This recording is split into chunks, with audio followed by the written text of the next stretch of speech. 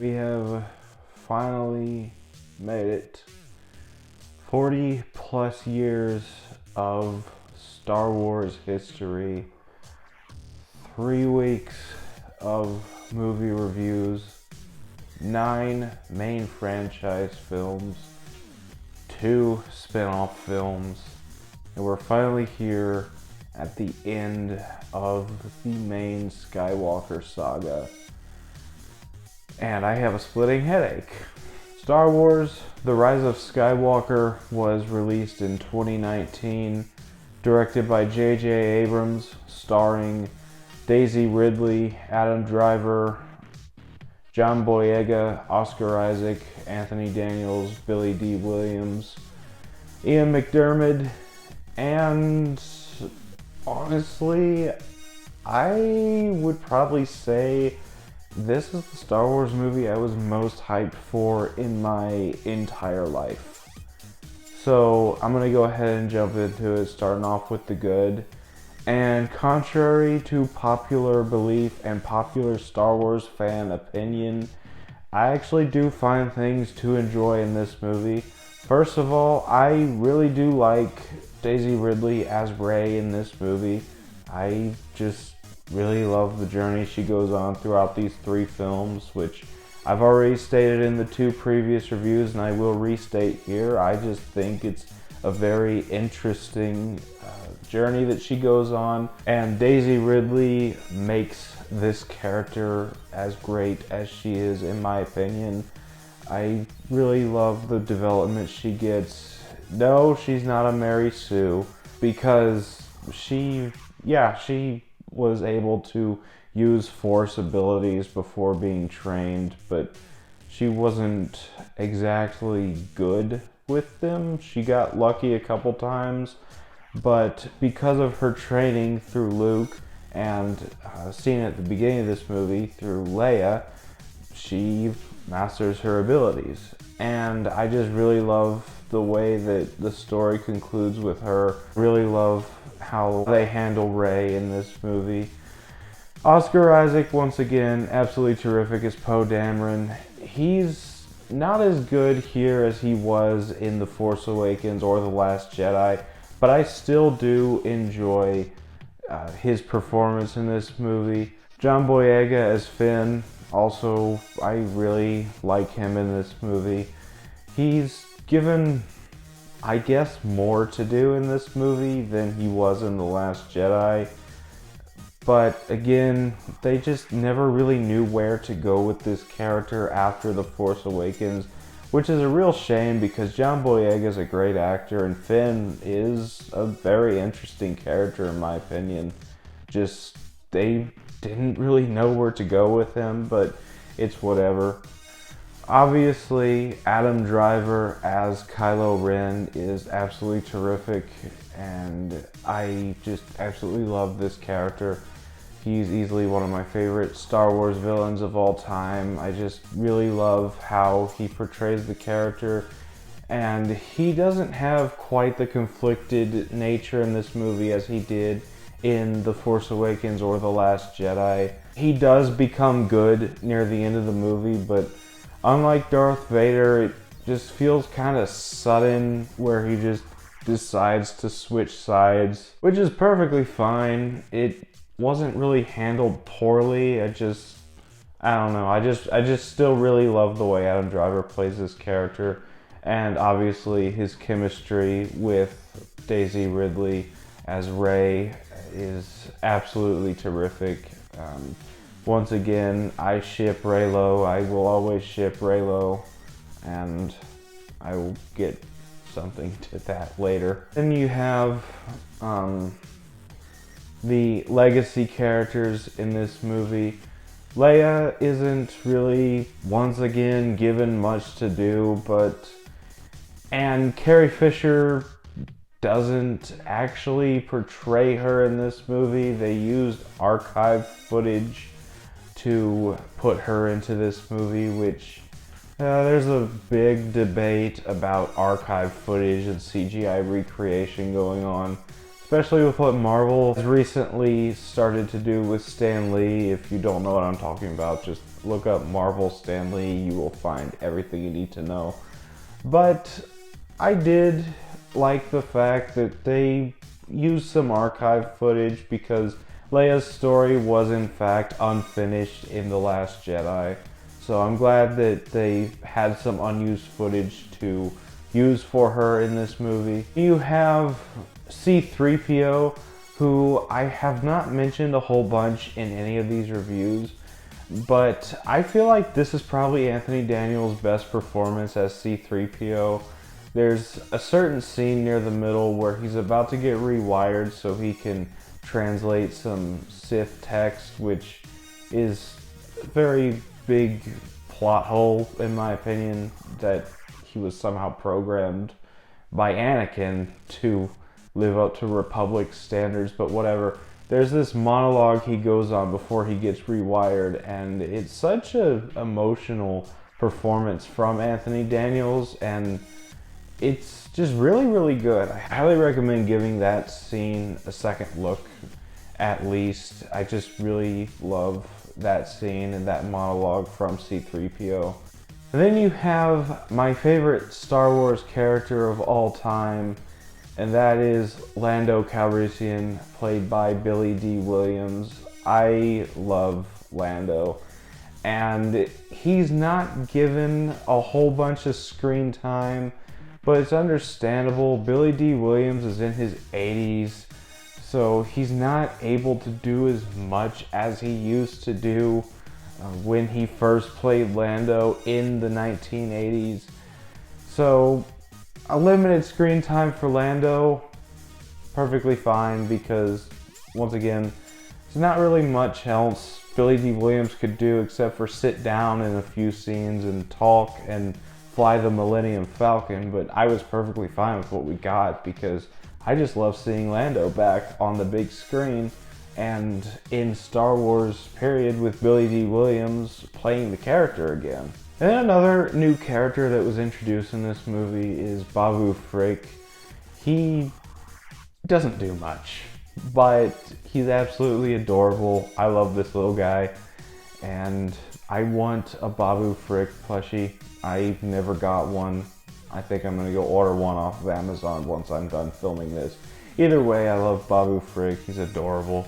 And then you have Mark Hamill appearing in one scene as Luke Skywalker as a Force ghost, and I just really love the way he plays the character in that scene. Some people call it a retcon of how he was portrayed in Last Jedi, but I don't entirely agree because how he was portrayed in Last Jedi is still there, but there was that scene in The Last Jedi where he speaks with Yoda's Force ghost and he realizes he was wrong to do what he did, and that's why he admitted to Rey that he was wrong for what he did in this movie. And I just really love the conversation he has with Rey in this scene, because Rey finds out that she's related to Emperor Palpatine, and he could have easily come out and told her that she was wrong for doubting herself, that she shouldn't be doubting herself, that she's failing for doubting herself. But instead he comforts her and he tells her that her fears are valid, and in the end he tells her that some things are stronger than blood. And I just really love the message of that scene. It's an absolutely beautiful performance from both Daisy Ridley and Mark Hamill. And then aside from the characters and the acting, there's some plot points that I do enjoy. It's a very disheveled mess of a story, but there's some things I like the journey Rey goes on, the journey of self-discovery that both her and Kylo Ren go through.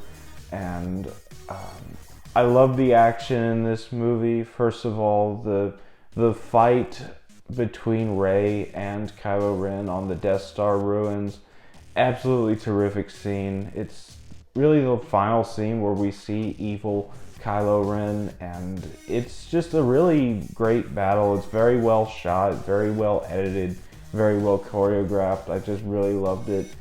And the final battle on Exegol, yes, the whole confrontation with Rey and Ben Solo with Emperor Palpatine's a little not super great, but the sky battle with the Resistance taking on a bunch of TIE fighters and Star Destroyers, absolutely terrific. And with Finn, Rose, and the new character Jana, I don't remember, leading a ground assault on one of the on the main Star Destroyer. I really love that scene, and one of my favorite scenes in all of Star Wars, probably my second favorite scene of this entire movie, is where Poe Dameron thinks that they're outnumbered and they're about to give up, and then you hear Lando come over the intercom, said, "Hey, there's more of us." And you see all these ships come out to help the Resistance. It's an absolutely terrific scene, and I get teary-eyed every time I see it. It's an absolutely amazing scene. Wedge Antilles being in this scene really seals the deal for me, because I remember leading up to this movie, I was wondering, I wonder if Wedge Antilles is going to be in this movie. And I looked it up, and the actor who played Wedge Antilles said he had no interest in reprising the role. He wasn't being mean about it, he just wasn't super interested in it. And then seeing him in this scene was absolutely terrific, because Wedge Antilles is one of my favorite Star Wars heroes, and I just love seeing him. Even if just for 2 seconds, it was still an absolutely fun cameo, and I cheered when I first saw it in theaters. But moving on from the good to the bad, and unfortunately there's a few things I'm not a big fan of.